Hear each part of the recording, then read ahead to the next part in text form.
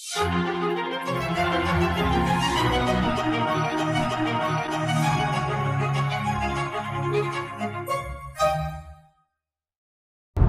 dostlar merhaba. Herkese hayırlı günler diliyorum.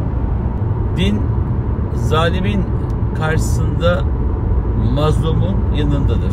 Peki biz zalimin karşısında durabiliyor muyuz?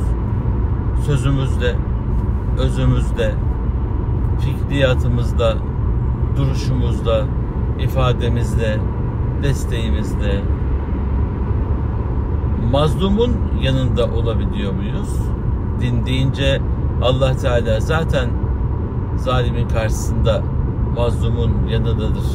Fakat biz ona inanan Müslüman insanlar olarak, inanmış insanlar olarak her şeye rağmen mazlumun yanında olabiliyor muyuz? Yoksa kazanan diye zalimin yanında olmak hoşumuza mı gidiyor?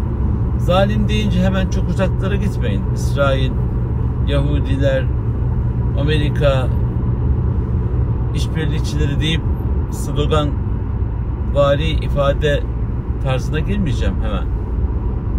Kendi eviniz, kendi etrafınız, arkadaş çevreniz, iş çevreniz, içinde yaşadığınız toplumda birisine zulmedilirken sessiz mi kalıyorsunuz?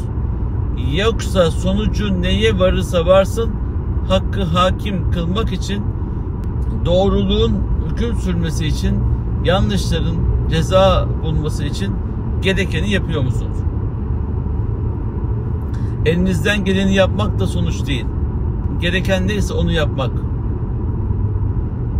Evladınız olsa, babanız olsa, kardeşiniz olsa, en yakın dostlarınız dahi olsa siz hakkı hakim kılmak için, hakkı teslim etmek için zalim olan bu kimseleri dahi polise veya yetkililere teslim etme hususunda gayretiniz var mı?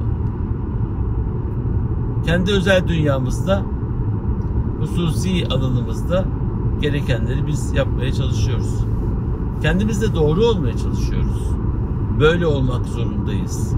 Kendisi doğru olmayanın başkasına hüküm vermesi, ahkam kesmesi asla yakışık değildir.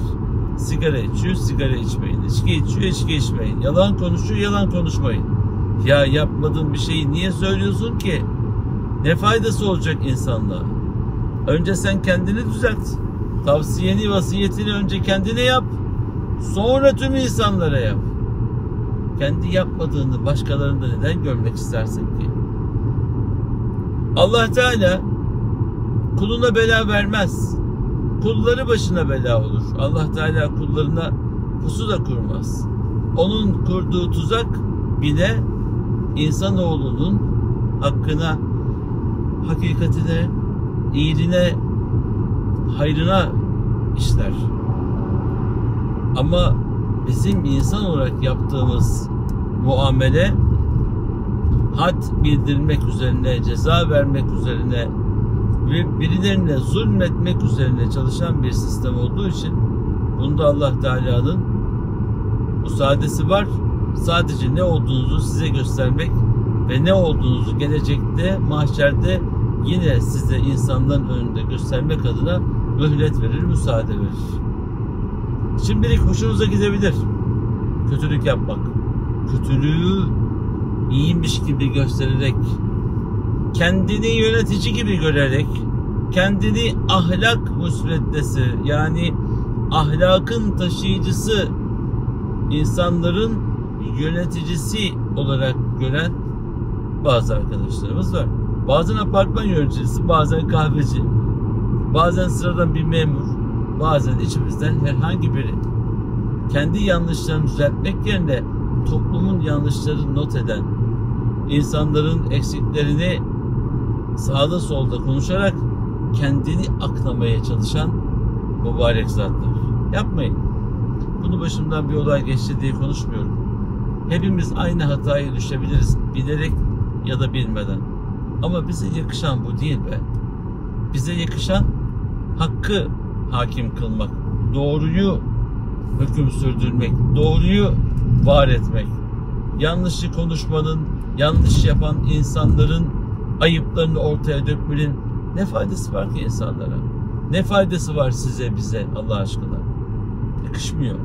Yakışmayan halleri zikretmek ve bu hallerin üzerinde durmak, onlara takılı kalmak da insanoğlu için büyük bir sarfiyattır. Büyük bir hezimettir. Büyük bir kayıptır. Yapmayın. Yapmayalım. Hor gördüğümüz, hoş görmediğimiz, hakir gördüğümüz ve dalga geçtiğimiz bütün halleri bu dünyada yaşamadan öte aleme gitmeyeceğimizi pekala hep beraber siz de biliyorsunuz. Biz de biliyoruz. Peki bu hallerden nasıl sıyrılacağız? Önce vicdanımızı, kalbimizi, gönlümüzü temiz tutacağız. Sonra aklımızı buna paralel dikkatli bir şekilde çalıştıracağız. Ve ağzımızdan çıkan her bir söze dikkat edeceğiz. Sözler gerçekten hayatın içinde yaşayacaklarımızın navigasyonu. Nasıl navigasyon yol gösteriyor, yol takip ettiriyorsa size, hayatın içindeki yaşayacaklarınızı da önce farkında olmadan dilinizle söylüyorsunuz. Yapmayın. Başkası için söylenen sözleri öyle diyorlar diyerek söylediğinizde sizin başınıza gelir de şaşar kalırsınız. Ya büyük imtihanlardan geçersiniz. Yapmayın. Kırmayın, dökmeyin, etmeyin, eylemeyin. Allah rızası için. Rica ediyorum. Çok imtihan gördük dostların hayatından. Kendi hayatımızdan. Elbette. Hakir gördüğümüz bir şeyi yaşadık diyemeyiz. Allah korusun bundan bizi. Ama ya bir insan Kur'an okurken ya burada da şaşırılır mı ya dediğiniz an inanın hiç kimsenin olmadığı yerde şaşırır kalırsınız. Ya konuşurken bu adam hep unutuyor dersiniz. Bir anda Allah Teala hafızanızı siler, kelimeleri ardınca getiremezsiniz, olduğunuz yerde kalırsınız. Yapmayın.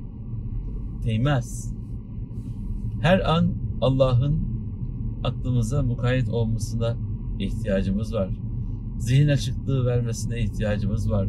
Kalbimizin serinliğine, ruhumuzun dinginliğine, bedenimizin sakinliğine ihtiyacımız var. Binlerce organın bağlantılı olduğu detaylar, incelikler, kanlar, pıhtılar, damarlar, sinirler, aman muhteşem bir bedene sahibiz. Yani şu bedeni bize lütfeden, ikram eden, sağlık, sıhhat, afiyet içerisinde ayakta durmamıza vesile kılan Allah'a ne kadar hamd etsek azdır. Bütün bu sistemin muhteşem bir şekilde işleyişini bir yerimiz ağrımaya başladığında ancak fark edebiliyoruz. Ama hamdinden, şükründen aciziz. Onun için önce sağlık, sıhhat, afiyeti dileyelim kendimize. Maddi manevi kazancı dileyelim kendimize. Hayatın içinde maddi manevi mertebeleri elde etmek için dileyelim kendimize. Sonra başkalarına. Sizde olmayanı başkasına isteme şansınız da yoktur. Birçok insan ben herkese dua ediyorum ondan sonra kendime diyorum. Olmaz. Önce kendine dua edeceksin. Önce kendine ayağa kaldıracaksın. Önce kendini mutlu edeceksin. Önce kendini maddi manevi zengin kılacaksın. Sonra başkalarına senden taşanlar nasip olacak. Kendini doyurmadan, kendini doldurmadan başkalarına ne faydan olabilir ki Allah aşkına? Yapmayın. İstirham ediyorum. Dua ederken önce kendinize, sonra ailenize, sonra tüm sevdiklerinize ve tüm insanlığa dua edebilirsiniz. Zira içinde yaşadığımız bu toplumun tüm değerleri, şu arabalarda giden hanımefendi, beyefendi, çocuklar, hepimiz birbirimize muhtacız. Bu birliktelik, bu beraberlik var olduğu sürece huzurluyuz, mutluyuz, gururluyuz. Bu değerleri üzerimizde var etmek, toplum olarak bir beraber sevgiyle yaşamaktır hayatın içinde güzellik. Şu yollar bomboş olsa, gideceğiniz yerlerde sizi beklemeseler, nereye gideceksiniz? Nereye gideceğiz? Ne yapabileceğiz? Hiçbir şey. O zaman eksiğiyle fazlasıyla hepimize muhtacız. Muhtaç isek birbirimizi kollayacağız.